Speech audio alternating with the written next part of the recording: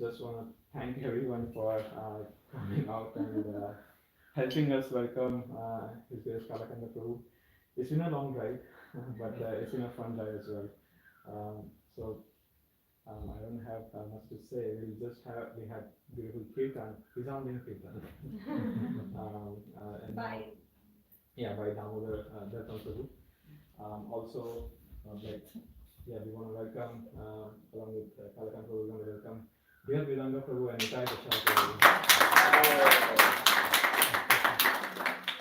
Yes, so dear Vedanga Prabhu is, he has been here before, but he has lived in Krishna House, Gainesville. He went to Houston, established Krishna House there, and now it's running in full force. Yes, and now he's also, next project is to take up Toronto Krishna House, and Nitai Prashad Prabhu is the current resident of Krishna House Gainesville. He's doing his PhD there in University of Florida, and leading the Friday program there as well. So we're going to welcome you as well, please. Thank you for coming. The last 3 days, this wonderful devotees have been in New Vrindavan celebrating the Festival of Inspiration and the Vaishnavas Arts Festival. So we'll let you decide how much ever you want to talk. Thank you.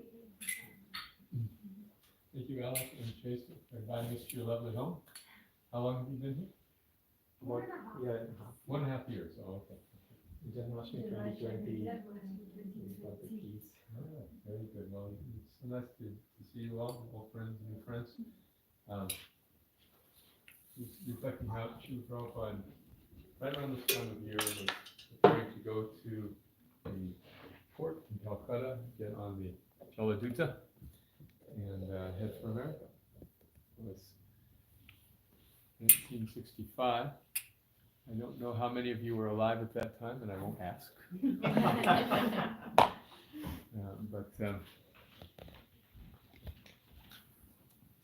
He was a hero to make that journey. He did not get a lot of support, and yet he was very happy to do it because it was his order from his spiritual master. And by that heroic endeavor, Srila Prabhupada has touched so many of our lives. And so many of you have come to this country, first, second generation, worked hard, gotten education, and taken advantage of the freedoms of this country. And you're using your time and your energy now for developing your Krishna consciousness in the mood of Srila Prabhupada. I know how very pleased he would be to see that. I met Srila Prabhupada's followers 5 years after he started ISKCON, and it has been my life since then, since I was 18, because it was such a transformative experience for me. I had really never imagined I could be as happy as Srila Prabhupada made me. So in my small way, I'm trying to do what I can to return that service to others.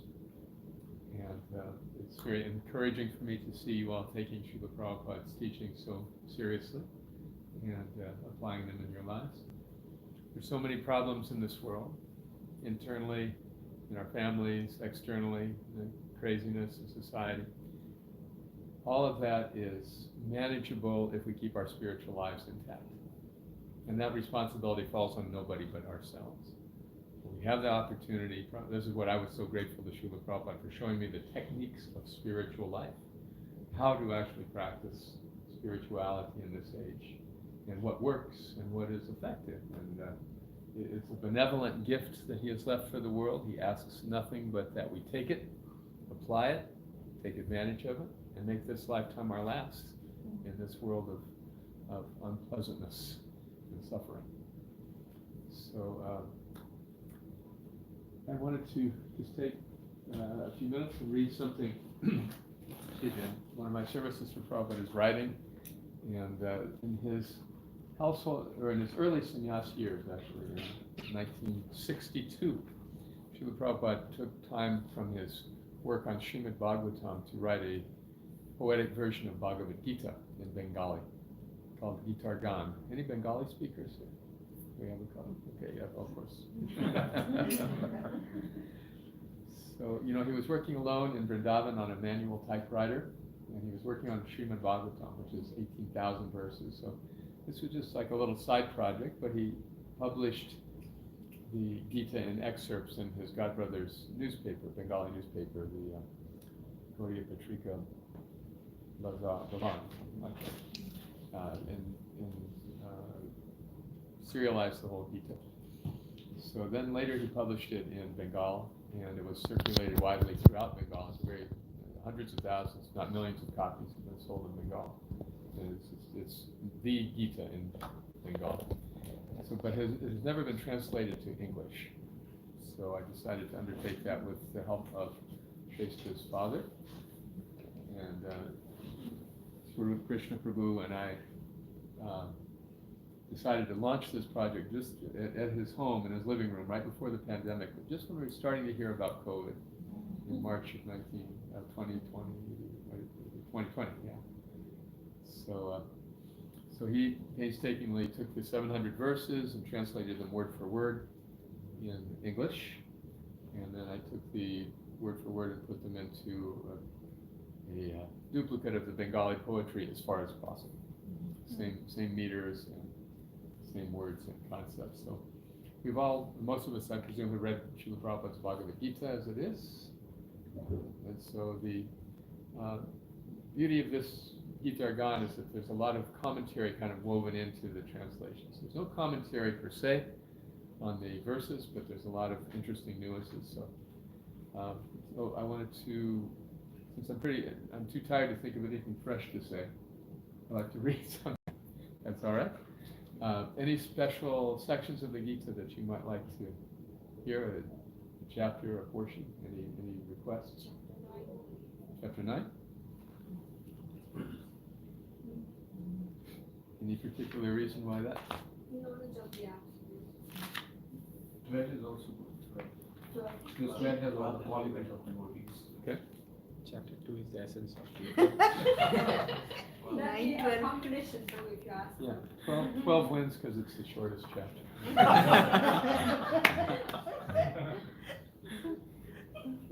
So it's called Devotional Service, Bhakti Yoga. Of course, this begins the last. This is the last of the 6 Bhakti chapters, which are in the middle of the Gita. And after this begins the Jnana chapters, 13. So this is sort of the culmination of the study of Bhakti and Bhagavad Gita, which really permeates the whole text, but is focused in this section.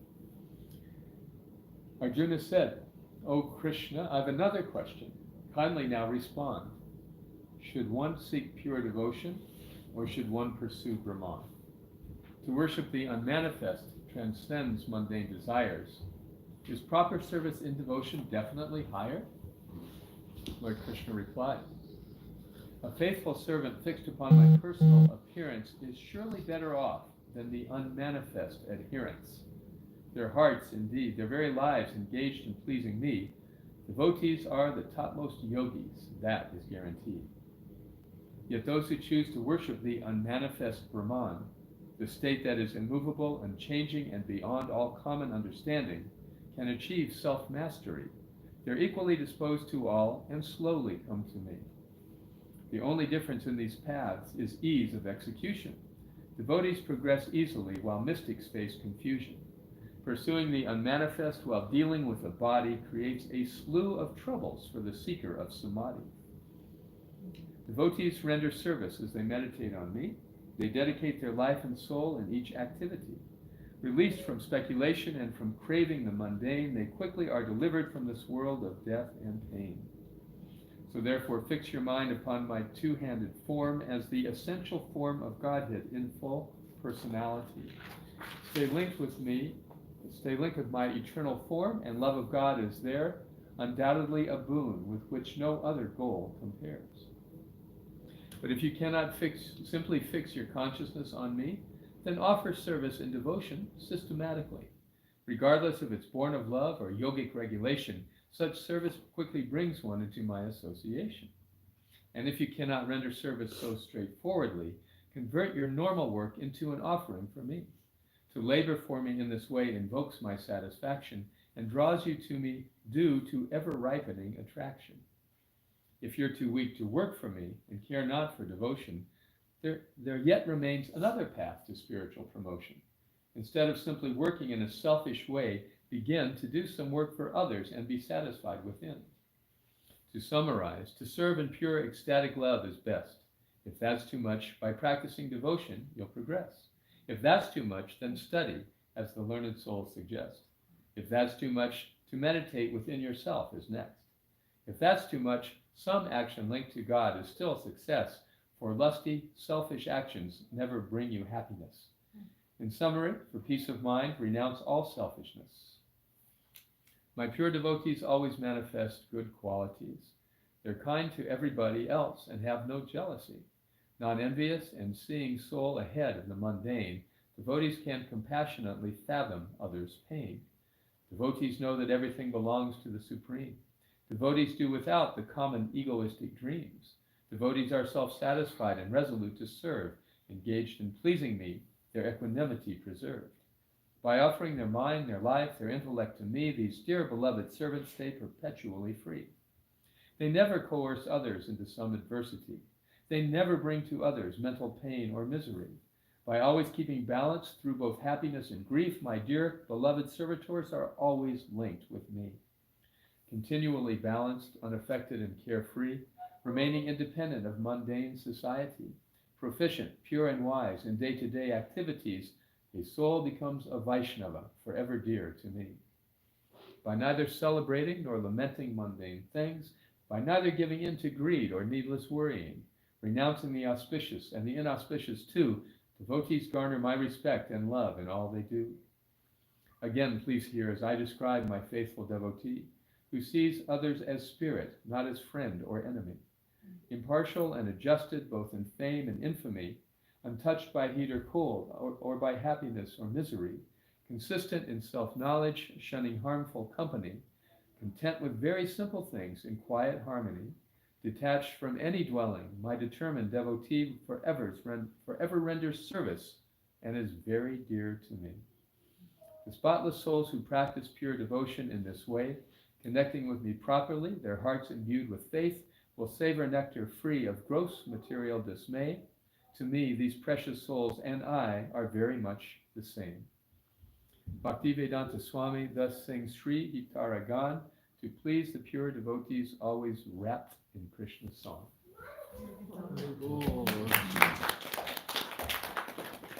So any reflections on that chapter?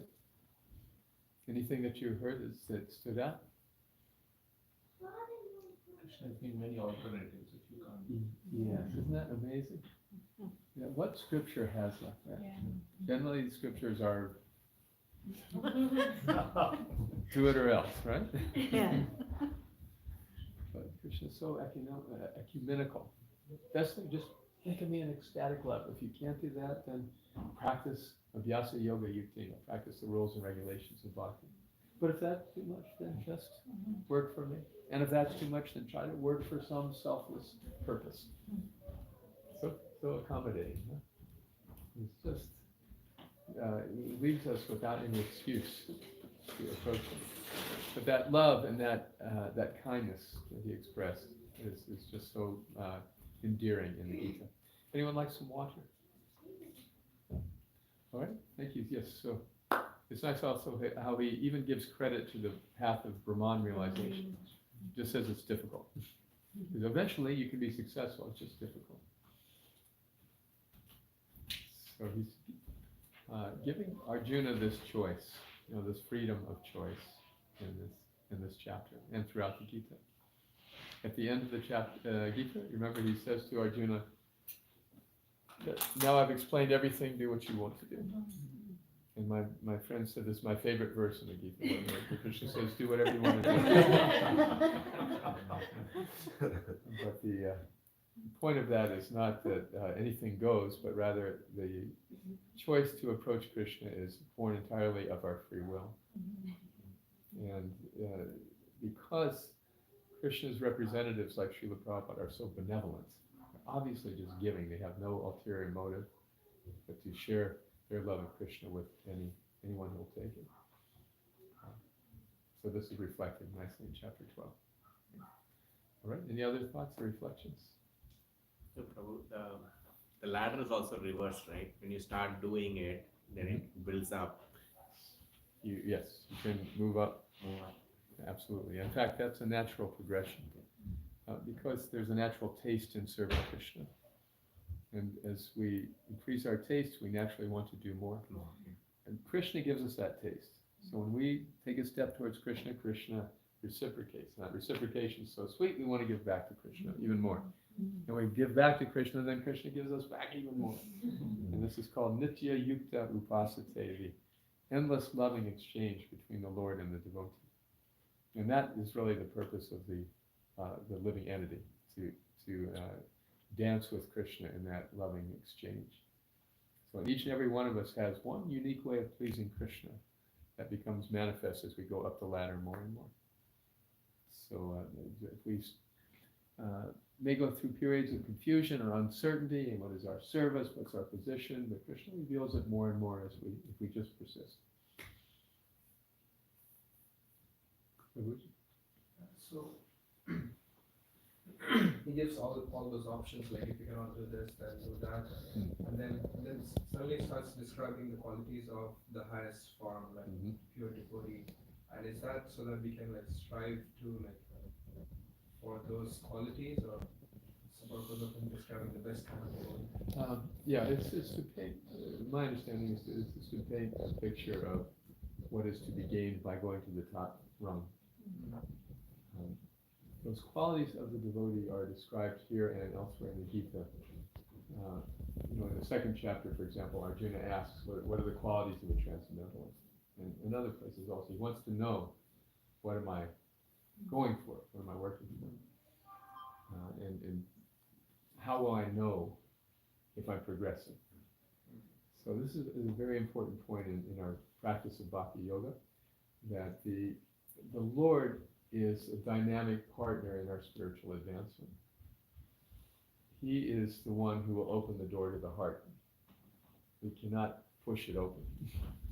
And when that door opens by His grace, then the qualities of devotees begin manifesting in our lives more and more.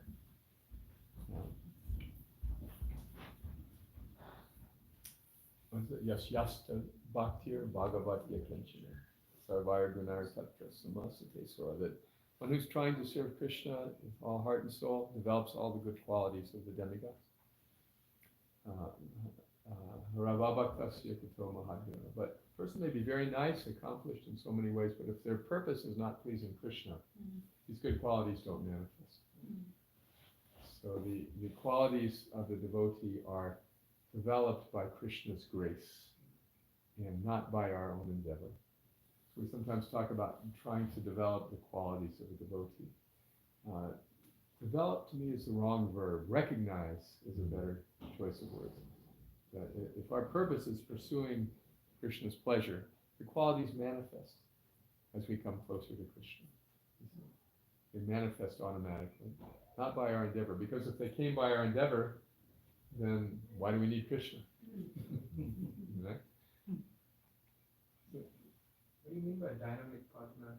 Well, Satyananda Maharaj has a nice book called The Living Name, and he describes how, in chanting Hare Krishna, first thing, we can put our body in proper position, we can put our mind in the proper frame, but the third door is in the heart, and that door opens only from the inside out. Can't be opened, can't be pushed in or pulled out. It only opens from within. That's how Krishna is our dynamic partner. When he is pleased with our endeavor, then he discloses the next steps in our spiritual life. And when he discloses them, they become very clear. Not like a mental concoction, but they become something that's very easy to invest our heart and soul in, that bring us great joy. So chanting is the key, and patience is required, because it could take years, decades even, before Krishna chooses to disclose his service for us. And in the meantime, our persistence is our expression of love for Krishna. The ecstatic love of Godhead described in this chapter may not be fully manifest yet. But if we have trust in Krishna, we're patient. I know in my life, the happiness I have felt as a neophyte devotee surpasses by millions of times the happiness ever felt by any material success that I experienced and enjoyed. So we very patiently and happily wait as a neophyte devotee until Krishna chooses to reveal himself. Remember, Narada Muni was blessed by seeing Krishna only once, and then Krishna said, I'm sorry, you won't see me again in this lifetime. But that's all right. It's not within our power to manifest the qualities that are described here. That's why Krishna is the dynamic part. Okay, any other thoughts or questions? Yes, So I was thinking, so here Krishna is giving different levels of services, and like he's saying, first offer the mind. If you can't do this, then he gives certain more options. Yes. So that means offering the mind is the highest, or is that just one of the top things?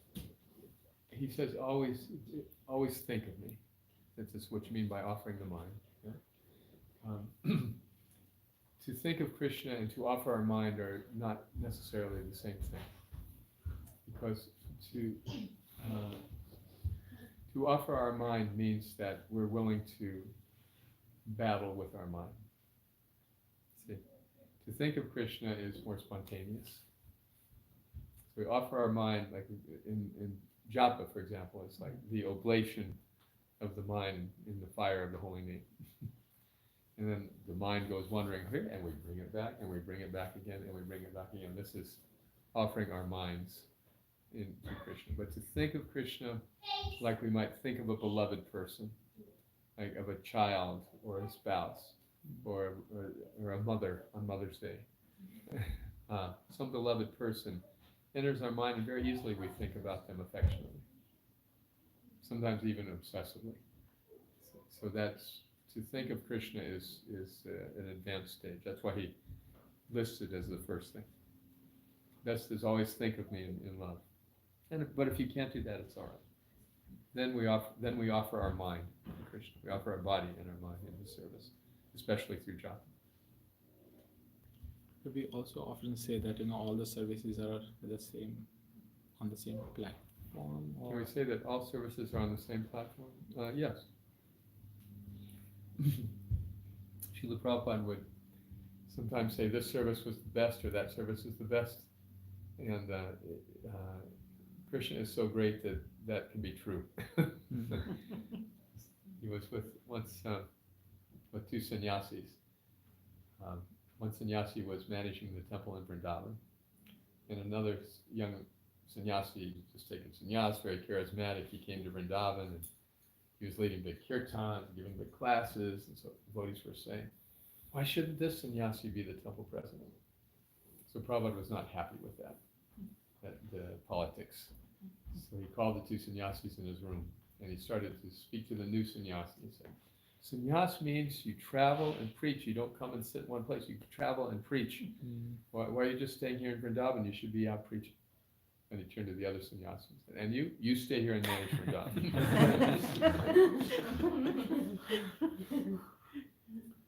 So this service could be, sometimes you say deity worship, sometimes you say book distribution. This is contextual for the individual. That's the point. Everything can be the highest service, the best service. If we can just get a mediocre service for Krishna, it doesn't have to be the best service. We can just get some service, some inconsequential service. Like Lord Brahma prayed, just let me be born as a blade of grass on the precincts of Vrindavan and hope that some devotee will step on me. And that will be fine for me.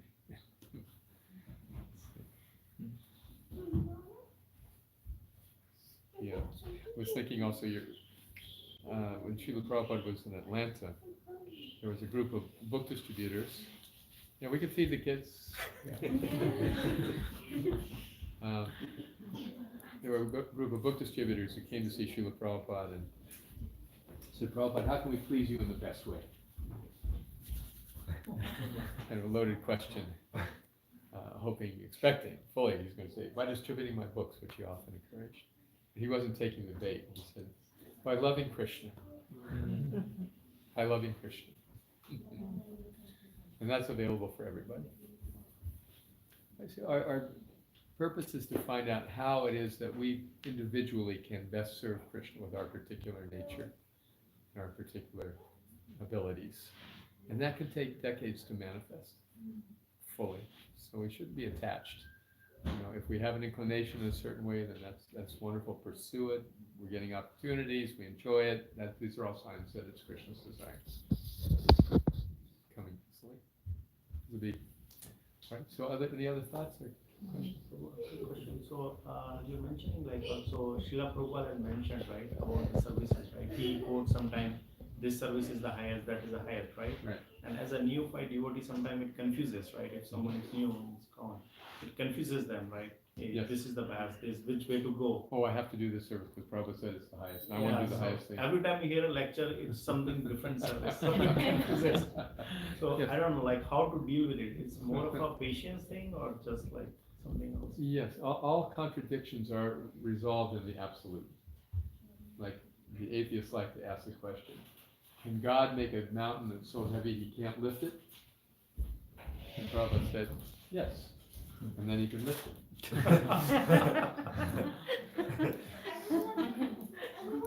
So the neophyte tendency is to catch on to some statement like that and just then use it to lord it over other people. I'm doing the best service. What service are you doing? So it's important to keep things in context. Okay. All service is absolute. Okay. And yeah, these things should not cause any confusion in our mind. Just say it like a child might say, I have the best parents in the world. Right? Yeah. Every child says that I have the best parents in the world until they turn about 15 or maybe 12 or 13 these days. And they want you to be as far away as possible. So we can look at it in that. Okay. Every service is best. In the seventh, against this, in the seventh canto, Prabhupada writes, every Vaishnava should appreciate the service of other Vaishnava. No one should think that their service is most important. This is the Vaikuntha way of thinking. Yeah. Yes. Even if it appears one service is more important. And of course, a classic example is Hanuman and the spider or the squirrel, depending on which edition of Ramayana you're reading. So the proportionate value was incomparable, and yet Lord Ram considered them both on the same level. Hanuman could throw in mountains, and the spider could brush off a few grains of dust as they were building the bridge. But when Hanuman said, "Get out of my way," Lord Ram rebuked him. Well, he's doing his best, you're doing your best, you're equal to me. What service could we, in any case, offer to Krishna that of any significance? Krishna's sitting in everyone's heart. Krishna's the controller and owner of everything. What can we possibly do that he can't do for himself if he so desires? So when you say to get out of the comfort zone, what does that like imply?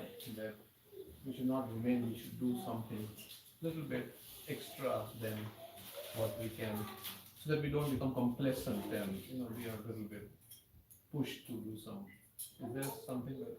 Well, see, the mode of goodness is sustained, right? So if we're in the mode of goodness in our service, we're consistent, we're regulated, we are progressive. There's no need to feel like I have to do something more. The day will present us with ample opportunities to do the best thing for Krishna in the moment we find ourselves. And that's what's important. It is important to be sustainable. That's the mode of goodness.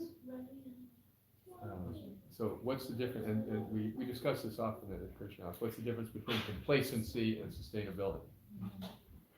So really, to answer that subjectively, from my experience is if you are getting up early in the morning and chanting Hare Krishna, whether it's 8 rounds or 16 rounds or whatever your quota may be, and observing the 4 regulative principles, the rest is really incidental. You do your best. That will inspire you to do your best every day in every situation. And then you just do your best. Being in anxiety, I'm not doing enough, I want to do more, this is the mode of passion. And it's difficult to sustain in the mode of passion, isn't it? Because anxiety, passion breeds distress. So as a result of that compelling passion, I got to take on more, I got to take on more, I got to do more. And then we overextend ourselves, and then we find it difficult to chant with too much anxiety. So the race goes to the tortoise, not the hare. Slow and steady wins. Slow and steady. Yes. Slow and steady. I was thinking of a statement Prabhupada writes in the Bhagavatam. He says, an easygoing life and transcendental realization go together. Yes. The Lord wants to see how painstaking the devotee is in devotional service. He says like that. Yes. Even for material advancement, we take so much austerity. So why not for going back to forest? So that purport was kind of telling us to do some service to the best, like. So that's what was on my mind. Right. Well, better a steady moonlight presence than a bright shooting star. Right? And people will have different capacities. We should work to our capacity. That's for sure. But if we feel we have to push ourselves beyond our capacity in order to progress, that's what I'm talking about.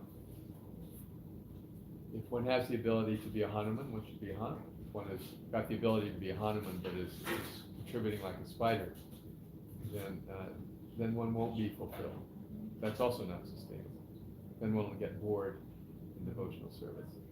So it's true that Prabhupada wanted us to always have fresh challenges in our lives. And those challenges can be internal, like I want to read more, I want to chant more. I want to do one service a day for devotees. Everyone's life is different. You know, a lot of people have demanding jobs, they have family responsibilities, so many things. These are all our ways of serving Krishna, doing them nicely, doing them steadily, doing them responsibly. That all happens automatically, in my experience, if we have our chanting nicely in the morning. We really put our heart into chanting, and that's an area where we can always improve. There's a fresh challenge every day to get up and chant 16 rounds, isn't it? So, if we're complacent beyond that, well, that's probably tolerable. We're a little on the complacent side. Yeah, but if we are complacent to the point where we stop chanting, or we put off our chanting, or we chant erratically, like that. So that's where to put the energy. It's like a vaccination. At least, again, I'm speaking from my experience. I have no qualification other than I've followed my initiation vows for 50 years. And around that, Krishna has just given me a wonderful life, which also gives me an incentive to want to share. Someone is at the front door.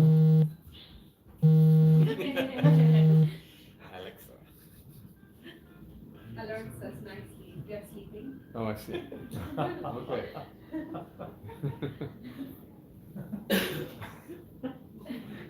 I was thinking Santa Claus knows if you're sleeping, he knows if you're awake, but I guess the bell doesn't. All right. Any other thoughts or questions? I hope that answers your question. So, Prabhu, you said you were going to say something you were going to say. In this regard about chanting, about like you have been the happiest, you were saying. well, yeah, I'm just saying my life. I have had a wonderful life. I've been married now for 40 years. Nice vegetarian children. One of them is a devotee. The other two are vegetarians. We do our best and we move on. And I have hobbies I love, I have friends I love, I have, take care of cows, I love doing that. Krishna just given me everything, all sorts of very enjoyable things to do in my life. You have your preaching, your yoga, we've all been repressed by COVID, but now coming out of the plague slowly. So, every devotee will find something that gives them joy. And that's how Krishna reciprocates. And that's why for me sharing Krishna consciousness is a no-brainer, because it's just been so good to me and so enjoyable and pleasing. And I'm very grateful to Srila Prabhupada. My godbrother Sridhar Maharaj was dying of liver cancer. And he's called the Jolly Swami. He was in tremendous physical inconvenience, and he'd gone to the Holy Dham in Mayapur to leave this body, and his liver condition had caused his abdomen to swell enormously. So he's lying there in his bed the day before he passed away, and our godbrother Indradumna Maharaj came in, and Sridhar Maharaj looked at him and said, "It's a boy."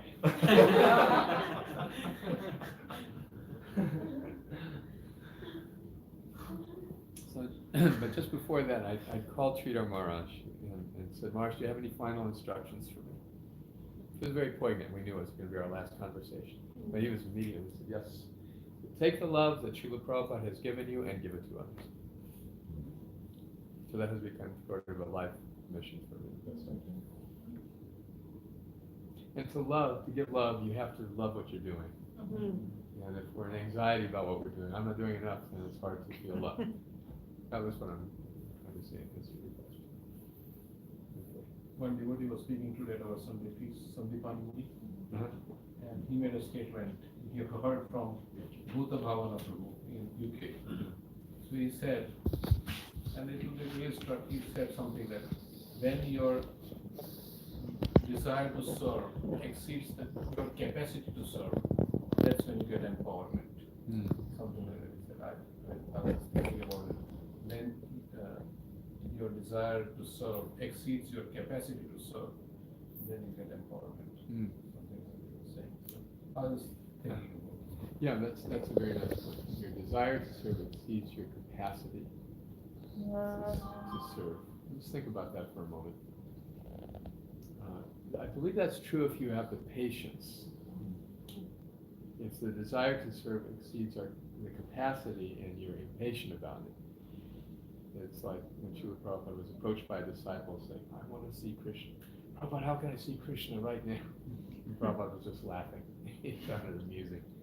It's this young, passionate young man with no patience.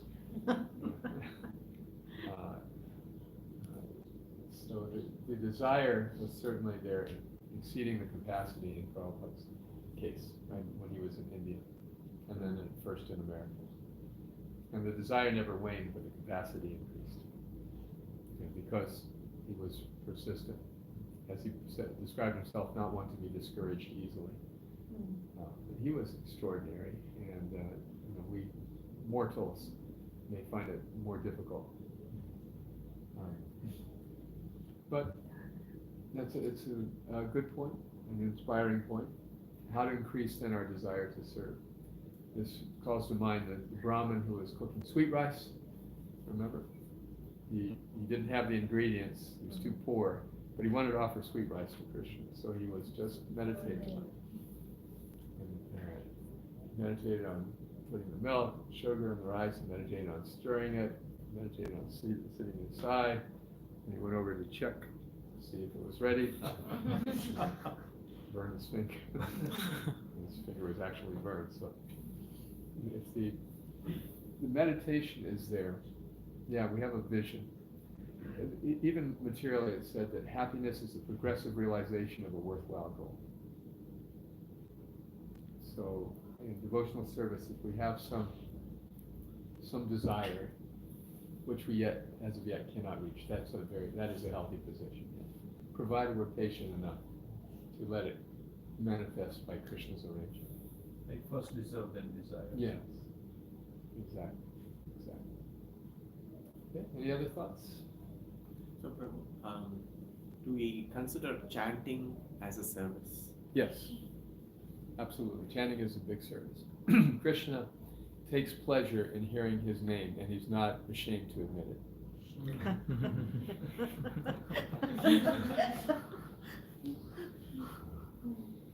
When we chant, we're bringing pleasure to Krishna. He is, yeah, and if we're just chanting kind of mechanically, he's still appreciating, but he's also checking his email.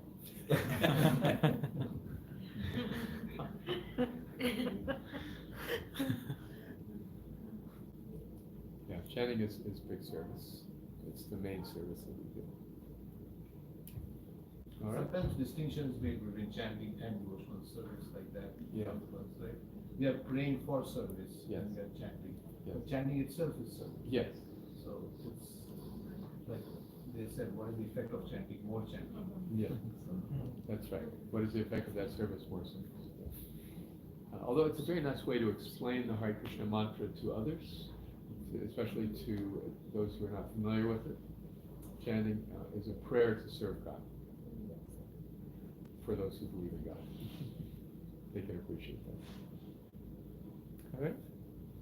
Okay, so thank you for, again, this very warm and generous welcome. We're very happy to be here. I say we because three of us. Otherwise, it would be a little unctuous to say we.